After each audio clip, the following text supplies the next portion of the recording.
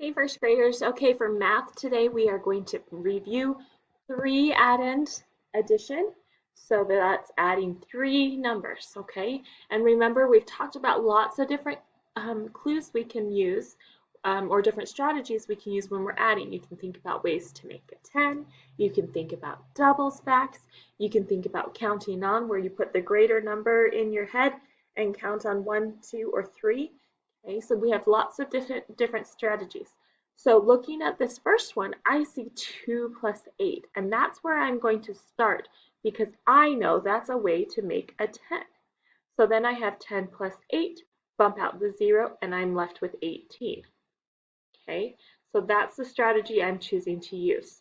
You can think about what strategy works best for you as you go through all of these, and the answers will be on the page tomorrow.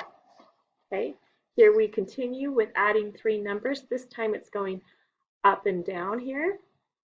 So I am going to start on this one with 4 plus 5 because they're neighbor numbers. I know 4 plus 4 is 8, so 4 plus 5 is 9.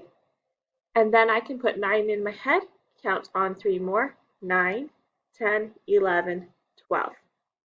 Okay, 9 in the box, 3 outside, 9, 10, 11, 12. So that was my sum.